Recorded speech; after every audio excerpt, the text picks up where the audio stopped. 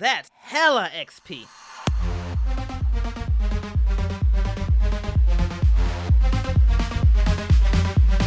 What are your thoughts of which do you prefer? Because telling stories in a role-playing game is very different from writing a screenplay where you're 100% in control of the characters and what they do next. And I'm sure Emmett has a lot to say about this subject as well, having worked primarily in interactive media recently. But I'm just curious if you have a preference.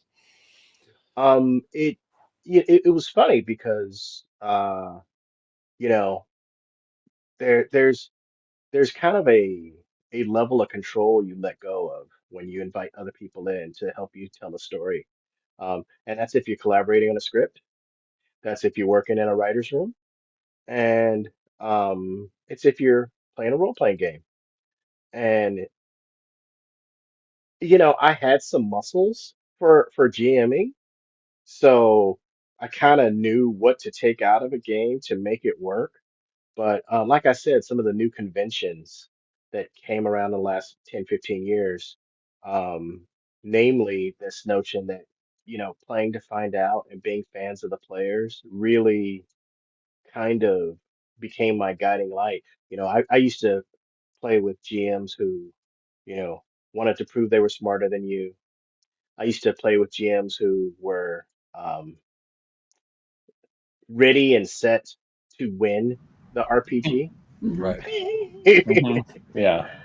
And kind of that wasn't my sensibility, and that's why I got out of the hobby. And like I said, these new kind of notions in gaming really interested me. And honestly, yeah, just felt funner, if that makes sense.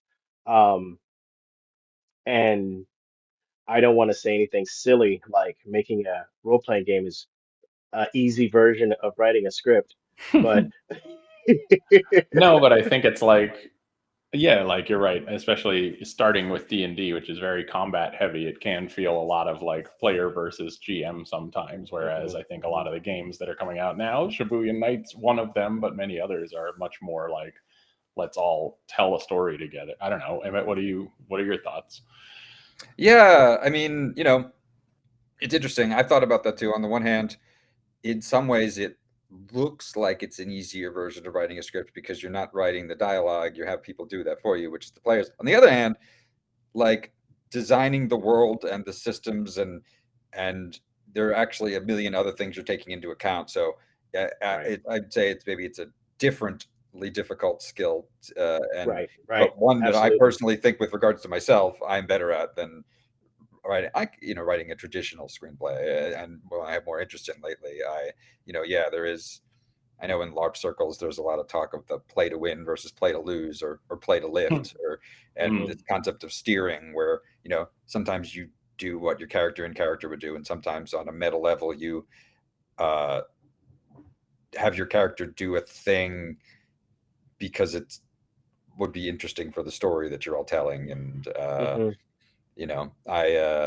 that's the first episode of Vast that I wrote the module for, that was run live on the air when a number of years back. I remember the fans of the show at the time asked me if I was nervous going in, and I said no, because we have a good GM and we have a great players, and the module gives them everything they need, and whatever happens, I think it's going to be an entertaining 4 hours or 3.5 hours, I guess it was, of content.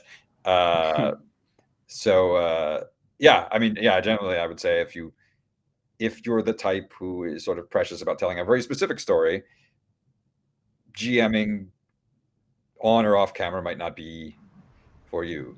Uh, but Exactly. I uh, agree. I agree. but I mean, all the mediums have their own strengths and things they can do better than others, and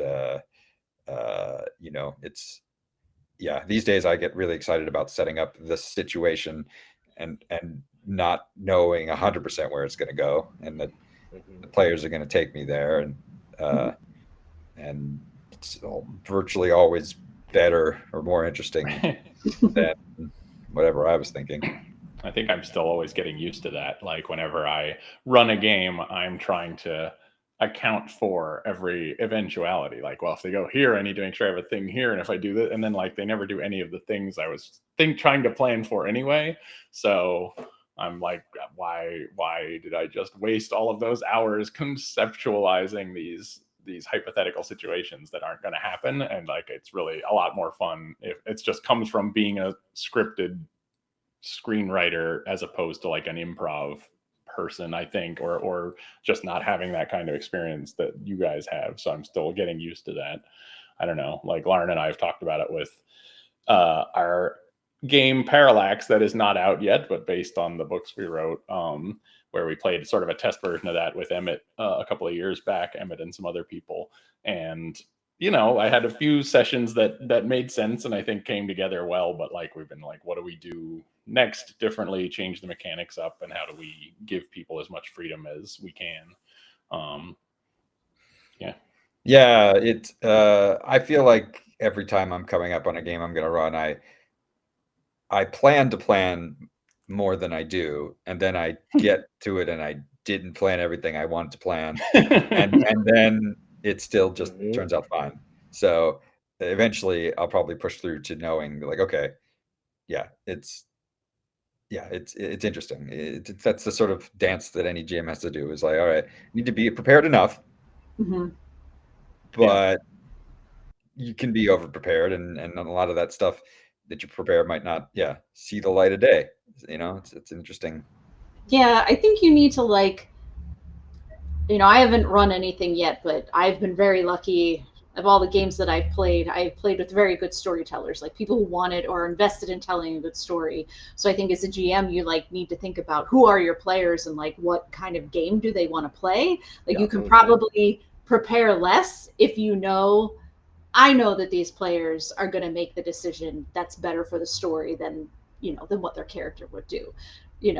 I feel like pretty much every game that I played, both of those things have happened. I've seen people make decisions because this is what so-and-so would do.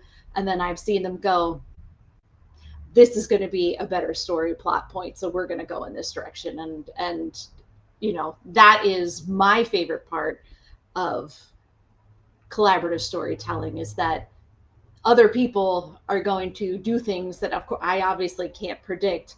And then it's going to inspire me to do something else. So it's just kind of a storytelling that you can't really do by yourself.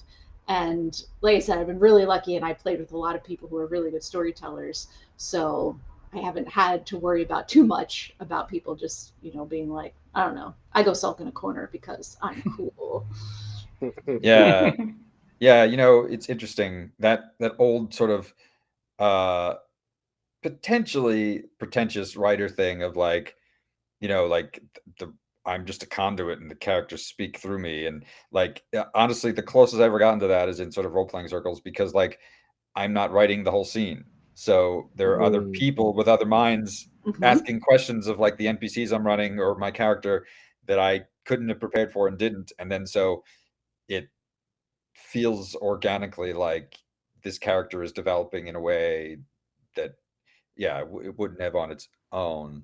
Yeah, in response to the other characters written by other people, not you wrote all 8 of them. Right. And my problem is I absolutely hear those voices in my head, and I absolutely have been that conduit that just writes down what the characters in my head have said. On good days and on bad days, you you revise. Right.